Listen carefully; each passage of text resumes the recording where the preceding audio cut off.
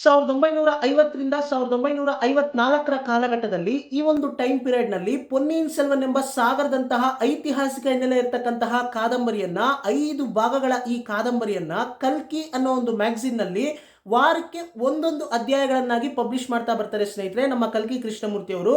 So ಹಾಗೆ ಆ ಒಂದು ಕಾಲಘಟ್ಟದಲ್ಲಿ ವಾರಕ್ಕೆ ಒಂದೊಂದು ಅಧ್ಯಾಯಗಳನ್ನಾಗಿ ಪಬ್ಲಿಷ್ ಮಾಡಬೇಕಾದ್ರೆ ಓದುಗರು ಅಷ್ಟು ಆಸಕ್ತಿಯಿಂದ ಅಂದ್ರೆ ಒಂದು ಅಧ್ಯಾಯವನ್ನ ಓದಿ ಮತ್ತೊಂದು ಅಧ್ಯಾಯವನ್ನ ಓದಬೇಕು ಅಂತಂದ್ರೆ ಮಧ್ಯದಲ್ಲಿ ಒಂದು ವಾರ ಗ್ಯಾಪ್ ಇರ್ತಾ ಇತ್ತು. ಸೊ ಒಂದು ವಾರ ಕಾಯ್ಬೇಕಾಗಿರುತ್ತೆ. ಅಂದ್ರೆ ತುಂಬಾನೇ ಕುತೂಹಲದಿಂದ ಮುಂದೆ ಏನಾಗ್ಬೋದು ಕತೆ ಅನ್ನೋ ಒಂದು ಕುತೂಹಲದಲ್ಲೇ ಇರ್ತಾ ಇದ್ರು ಓದುಗರು.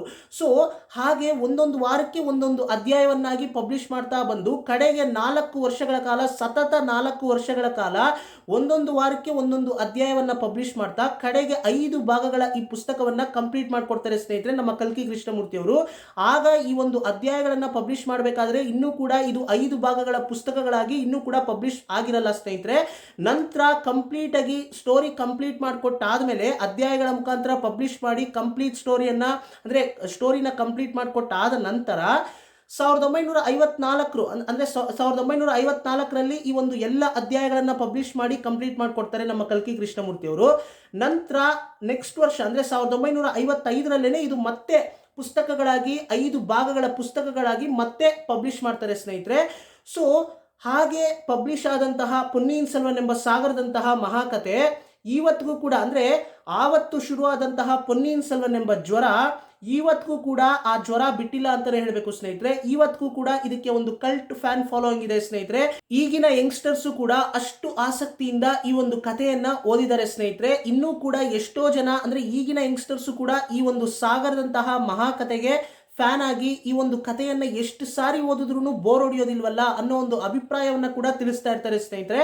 ಸೊ ಹೀಗಿರ್ತಕ್ಕಂತಹ ಈ ಕಥೆಯನ್ನ ಆಧಾರವಾಗಿಟ್ಕೊಂಡು ಅಂದ್ರೆ ಈ ಕಥೆಯನ್ನ ಹೇಗಾದ್ರೂ ಮಾಡಿ ಸಿನಿಮಾ ಮಾಡಬೇಕು ಅಂತ ಆಗಿನ ಕಾಲಘಟ್ಟದಿಂದಾನೇ ಯಾವಾಗ ಪಬ್ಲಿಷ್ ಆದಂತಹ ಅಂದ್ರೆ ಈ ಒಂದು ಪುಸ್ತಕಗಳು ಯಾವಾಗ ಪಬ್ಲಿಷ್ ಆಯ್ತೋ ಅವಾಗ್ಲೇನೆ ಅಂದ್ರೆ MGR ಸರ್ ಅವರೇ ಈ ಒಂದು ಕಥೆಯನ್ನ ಆಧಾರವಾಗಿಟ್ಕೊಂಡು ಚಿತ್ರ ಮಾಡಬೇಕು ಅಂತ ಆಲ್ರೆಡಿ ಅನೌನ್ಸ್ ಮಾಡಿ ಅಫಿಷಿಯಲ್ ಆಗಿ ಅನೌನ್ಸ್ ಮಾಡಿ ಎಲ್ಲವನ್ನು ಕೂಡ ತಯಾರು ಮಾಡ್ಕೊಂಡ್ರಂತೆ. ನಂತರ ಯಾಕೋ ಕಾಲಕ್ರಮೇಣ ಅನಿವಾರ್ಯ ಕಾರಣದಿಂದ ಮತ್ತೆ ಈ ಪ್ರಾಜೆಕ್ಟ್ ಡ್ರಾಪ್ ಆಗೋಗುತ್ತೆ ಸ್ನೇಹಿತರೆ. ನಂತರ ಕಮಲ್ ಹಾಸನ್ ಅವರು ಆಮೇಲೆ ಇನ್ನೂ ಹಲವಾರು ಸೆಲೆಬ್ರಿಟೀಸು ಈ ಒಂದು ಕಥೆಯನ್ನ ಆಧಾರವಾಗಿಟ್ಕೊಂಡು ಚಿತ್ರ ಮಾಡಬೇಕು ಅಂತ ತುಂಬಾನೇ ಕನ್ಸ್ಕೊಂಡಿರ್ತಾರೆ ಸ್ನೇಹಿತರೆ. ಎಲ್ಲವೂ ಕೂಡ ಡ್ರಾಪ್ ಆಗಿ ಕಡೆಗೆ ನಮ್ಮ ಮಣಿ ಸರ್ ಅವರ ಕೈಗೆ ಈ ಒಂದು ಪ್ರಾಜೆಕ್ಟ್ ಬಂದು ನಿಂತ್ಕೊಂಡಿದೆ. ಸಕ್ಸಸ್ಫುಲ್ ಆಗಿ ಈ ಪ್ರಾಜೆಕ್ಟ್ ಅನ್ನ ಕಂಪ್ಲೀಟ್ ಮಾಡಿ ಕೊಟ್ಟಿದ್ದಾರೆ. ಅಂದ್ರೆ ಇನ್ನೂ ಕೂಡ ಚಿತ್ರ ಬಂದಿಲ್ಲ.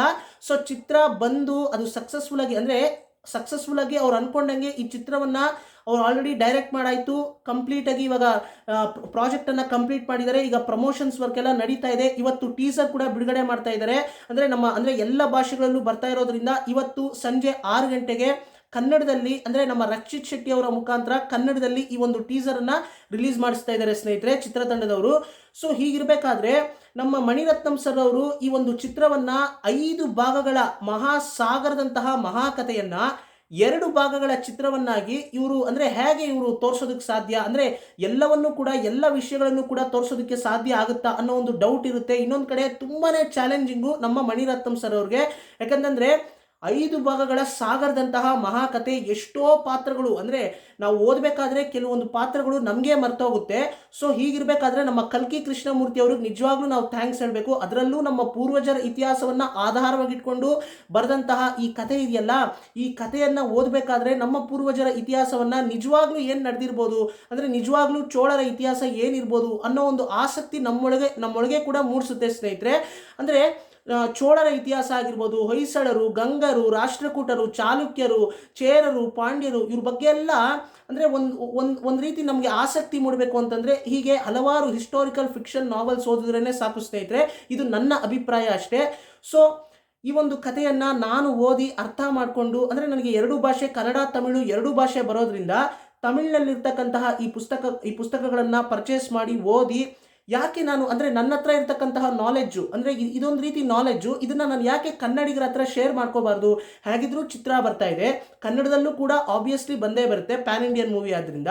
ಸೊ ಹಾಗಾಗಿ ಕನ್ನಡಿಗರು ಈ ಒಂದು ಚಿತ್ರವನ್ನ ನೋಡೋದಕ್ಕೆ ಚಿತ್ರಮಂದಿರಕ್ಕೆ ಹೋದಾಗ ಯಾವುದೇ ಕನ್ಫ್ಯೂಷನ್ಸ್ ಇಲ್ಲದೆ ಗೊಂದಲ ಇಲ್ಲದೆ ಚಿತ್ರದ ಸ್ವಾರಸ್ಯವನ್ನ ಕಂಪ್ಲೀಟ್ ಆಗಿ ಎಂಜಾಯ್ ಮಾಡಬೇಕು ಅನ್ನೋ ಒಂದು ಉದ್ದೇಶದಿಂದಾನೇ ಈ ಒಂದು ಯೂಟ್ಯೂಬ್ ಚಾನಲ್ನಲ್ಲೇ ಈ ಒಂದು ಕಥೆಯನ್ನು, ಸಾಗರದಂತಹ ಮಹಾಕಥೆಯನ್ನು ಕನ್ನಡಿಗರಿಗೂ ತಲುಪಿಸ್ಬೇಕು ಅನ್ನೋ ಒಂದು ಉದ್ದೇಶದಿಂದ ಸಂಕ್ಷಿಪ್ತವಾಗಿ ಒಬ್ಬ ಸ್ನೇಹಿತ ಇನ್ನೊಬ್ಬ ಸ್ನೇಹಿತನಿಗೆ ಕತೆ ಹೇಳಿದ್ರೆ ಹೇಗಿರುತ್ತೋ ಹಾಗೆ ನಾನು ನಿಮಗೆ ಸಂಕ್ಷಿಪ್ತವಾಗಿ ಎಕ್ಸ್ಪ್ಲೈನ್ ಮಾಡಿಕೊಟ್ಟಿದ್ದೀನಿ ಸ್ನೇಹಿತರೆ.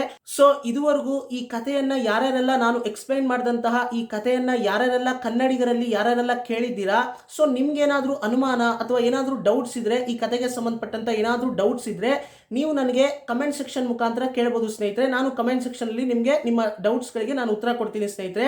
ಅಟ್ ದ ಸೇಮ್ ಟೈಮ್ ಇನ್ನೂ ಕೂಡ ಯಾರು ಈ ಕಥೆಯನ್ನು ಕೇಳಿಲ್ಲ, ದಯವಿಟ್ಟು ಈ ಕಥೆಯನ್ನು ಕೇಳಿ ಸ್ನೇಹಿತರೆ. ಆದಷ್ಟು ಸಿಂಪಲ್ ಆಗಿ ನಾನು ನಿಮಗೆ ಎಕ್ಸ್ಪ್ಲೈನ್ ಮಾಡೋದಕ್ಕೆ ಪ್ರಯತ್ನ ಪಟ್ಟಿದ್ದೀನಿ ಸ್ನೇಹಿತರೆ. ಸೊ ನೀವು ಕಥೆಯನ್ನು ಕೇಳಿ. ಇನ್ನೂ ಕೂಡ ಸೆಪ್ಟೆಂಬರ್ 30ನೇ ತಾರೀಕು ಈ ಚಿತ್ರ ಬರೋದು. ಭಾಗ 1 ತೆರೆ ಕಾಣುತ್ತೆ. ನಂತರ ಭಾಗ 2 ಮುಂದಿನ ವರ್ಷ ರಿಲೀಸ್ ಮಾಡ್ತೀವಿ ಅಂತ ಹೇಳಿದ್ದಾರೆ ಮೂವಿ ಟೀಮ್ ಅವರು. ಸೊ ಅದು ಹಾಗಿರಲಿ, ಬಟ್ ನೀವು ಈ ಕಥೆಯನ್ನು ಅರ್ಥ ಮಾಡಿಕೊಂಡು ಚಿತ್ರಮಂದಿರಕ್ಕೆ ಹೋದಾಗ ಯಾವುದೇ ಕನ್ಫ್ಯೂಷನ್ಸು, ಗೊಂದಲ ಇಲ್ಲದೆ ನೀವು ಚಿತ್ರವನ್ನು ನೋಡಿ ಆ ಚಿತ್ರದ ಸ್ವಾರಸ್ಯವನ್ನು, ಆ ರೋಮಾಂಚನವನ್ನು ನೀವು ಚಿತ್ರಮಂದಿರದಲ್ಲಿ ಬೆಳ್ಳಿ ಪರದೆ ಮೇಲೆ ಅನುಭವಿಸೋದಕ್ಕೆ ಸಾಧ್ಯ ಆಗುತ್ತೆ ಸ್ನೇಹಿತರೆ. ಯಾಕೆಂತಂದ್ರೆ ಐತಿಹಾಸಿಕ ಹಿನ್ನೆಲೆ ಇರ್ತಕ್ಕಂತಹ ಕಥೆ ಆದ್ರಿಂದ ಒಂದಷ್ಟು ಬೇಸಿಕ್ ನಾಲೆಜ್, ಅಂದ್ರೆ ದಕ್ಷಿಣ ಭಾರತದ ಇತಿಹಾಸದ ರಾಜಮನೆತನಗಳ ಬಗ್ಗೆ ಒಂದಷ್ಟು ಬೇಸಿಕ್ ನಾಲೆಜ್ ಆದ್ರೂ ನಮ್ಗೆ ಇರಬೇಕು ಸ್ನೇಹಿತರೆ. ಈ ಒಂದು ಚಿತ್ರವನ್ನ ಕಂಪ್ಲೀಟ್ ಆಗಿ ಯಾವುದೇ ಕನ್ಫ್ಯೂಷನ್ಸ್ ಇಲ್ಲದೆ, ಡೌಟ್ ಇಲ್ಲದೆ ಈ ಒಂದು ಚಿತ್ರದ ಸ್ವಾರಸ್ಯವನ್ನ ಥಿಯೇಟರ್ ನಲ್ಲಿ ಕೂತ್ಕೊಂಡು ಅನುಭವಿಸಬೇಕು ಅಂತಂದ್ರೆ ಒಂದಷ್ಟು ಬೇಸಿಕ್ ನಾಲೆಜ್ ಆದ್ರೂ ಇರಬೇಕು ಅನ್ನೋದು ನನ್ನ ಅಭಿಪ್ರಾಯ ಸ್ನೇಹಿತರೆ. ಯಾಕಂತಂದ್ರೆ ಈ ಕಥೆಯನ್ನು ಓದಬೇಕಾದ್ರೆ ಚೋಳರ ಬಗ್ಗೆ ಮತ್ತೆ ಚೋಳರಿಗೆ ಹೆಲ್ಪ್ ಮಾಡಿದಂತಹ ಗಂಗರ ಬಗ್ಗೆ, ಅಂದರೆ ತಿರುಪ್ರಂಬಿಯ ಮಹಾಯುದ್ಧ ಅಂತ ನಡೆಯುತ್ತೆ. ಸೊ ಇದ್ರ ಬಗ್ಗೆ ಎಲ್ಲ ನಮ್ಮ ಕಲ್ಕಿ ಕೃಷ್ಣಮೂರ್ತಿ ಅವರು ಅಷ್ಟು ಅಚ್ಚುಕಟ್ಟಾಗಿ ಹೇಳಿರ್ತಾರೆ ಸ್ನೇಹಿತರೆ, ಎಕ್ಸ್ಪ್ಲೈನ್ ಮಾಡಿರ್ತಾರೆ. ಸೊ ಹೀಗಿರ್ಬೇಕಾದ್ರೆ ನಮಗೊಂದಷ್ಟು ಬೇಸಿಕ್ ನಾಲೆಜ್ ಆದರೂ ಇರಬೇಕು. ಸೊ ಹಾಗಾಗಿನೇ ನಾನು ಸಿಂಪಲ್ ಆಗಿ ಈ ಒಂದು ಯೂಟ್ಯೂಬ್ ಚಾನಲ್ನಲ್ಲಿ ಈ ಒಂದು ಸಾಗರದಂತಹ ಮಹಾಕಥೆಯನ್ನು ಅಪ್ಲೋಡ್ ಮಾಡಿದ್ದೀನಲ್ಲ, ಅದನ್ನು ನೀವು ಸಿಂಪಲ್ ಆಗಿ ಕೇಳಿದ್ರೆ ಸಾಕು, ಅರ್ಥ ಮಾಡ್ಕೊಳ್ಳೋದಕ್ಕೆ ಪ್ರಯತ್ನ ಪಡಿ. ಏನಾದರೂ ಅನುಮಾನ ಬಂದರೆ ನೀವು ಕಮೆಂಟ್ ಸೆಕ್ಷನಲ್ಲಿ ನನ್ನ ಹತ್ರ ಕೇಳಿದ್ರೆ ನಾನು ಅದಕ್ಕೆ ಉತ್ತರ ಕೊಟ್ಟು ನಿಮ್ಮ ಡೌಟನ್ನು ಕ್ಲಿಯರ್ ಮಾಡ್ತೀನಿ ಸ್ನೇಹಿತರೆ. ಸೊ ಕನ್ನಡಿಗರು ಈ ಒಂದು ಕಥೆಯನ್ನು ಚಿತ್ರಮಂದಿರಕ್ಕೆ ಹೋಗೋದಕ್ಕಿಂತ ಮುಂಚೆ ನಾನು ಅಪ್ಲೋಡ್ ಮಾಡಿದಂತಹ ಎಲ್ಲ ಸಂಚಿಕೆಗಳನ್ನು ಕೇಳಿ ಅರ್ಥ ಮಾಡ್ಕೊಳ್ಳಿ. ನಂತರ ನೀವು ಚಿತ್ರಮಂದಿರಕ್ಕೆ ಹೋಗಿ ನೋಡಿದಾಗ ಯಾವುದೇ ಗೊಂದಲ ಇಲ್ಲದೆ, ಕನ್ಫ್ಯೂಷನ್ಸ್ ಇಲ್ಲದೆ ಚಿತ್ರದ ಸ್ವಾರಸ್ಯವನ್ನು, ರೋಮಾಂಚನವನ್ನು ಅನುಭವಿಸೋದಕ್ಕೆ ಸಾಧ್ಯ ಆಗುತ್ತೆ ಸ್ನೇಹಿತರೆ.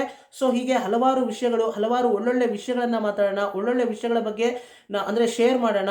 At the same time positive ಆಗಿರಿ, ಕಂಟಿನ್ಯೂಸ್ಲಿ ನಾಲೆಜ್ನ ಗೇನ್ ಮಾಡ್ತಾ ಇರಿ ಅಂತ ಹೇಳ್ತಾ ಈ ಒಂದು ಸಂಚಿಕೆನ ಇಲ್ಲಿಗೆ ಮುಗಿಸ್ತಾ ಇದ್ದೀನಿ ಸ್ನೇಹಿತರೆ. ಸೊ ಕಡೆಯದಾಗಿ ಚಿತ್ರಮಂದಿರಕ್ಕೆ ಹೋಗೋದಕ್ಕಿಂತ ಮುಂಚೆ ಈ ಒಂದು ಚಿತ್ರ ತೆರೆ ಕಂಡು ನೀವು ಚಿತ್ರಮಂದಿರಕ್ಕೆ ಹೋಗಿ ಈ ಚಿತ್ರವನ್ನು ವೀಕ್ಷಿಸೋದಕ್ಕಿಂತ ಮುಂಚೆ ಈ ಕಥೆಯನ್ನ, ನಾನು ಅಪ್ಲೋಡ್ ಮಾಡಿದಂತಹ ಈ ಕಥೆಯನ್ನ ನೀವು ಕೇಳಿಸ್ಕೊಂಡು ಅರ್ಥ ಮಾಡಿಕೊಂಡು ನಂತರ ನೀವು ಚಿತ್ರಮಂದಿರಕ್ಕೆ ಹೋದರೆ ಯಾವುದೇ ಗೊಂದಲ, ಕನ್ಫ್ಯೂಷನ್ಸ್ ಇಲ್ಲದೆ ನೀವು ಚಿತ್ರದ ಸ್ವಾರಸ್ಯವನ್ನು, ರೋಮಾಂಚನವನ್ನು ಅನುಭವಿಸೋದಕ್ಕೆ ಸಾಧ್ಯ ಆಗುತ್ತೆ ಸ್ನೇಹಿತರೆ. ಸೊ ಒಳ್ಳೊಳ್ಳೆ ವಿಷಯಗಳನ್ನು ಮಾತಾಡೋಣ, ಕಂಟಿನ್ಯೂಸ್ಲಿ ನಾಲೆಜ್ನಾಗ ಏನು ಮಾಡ್ತಾ ಇರಿ ಅಂತ ಹೇಳ್ತಾ ಈ ಒಂದು ಸಂಚಿಕೆನ ಇಲ್ಲಿಗೆ ಮುಗಿಸ್ತಾ ಇದ್ದೀನಿ ಸ್ನೇಹಿತರೆ. ಎಲ್ರಿಗೂ ನಮಸ್ಕಾರ ಸ್ನೇಹಿತರೆ.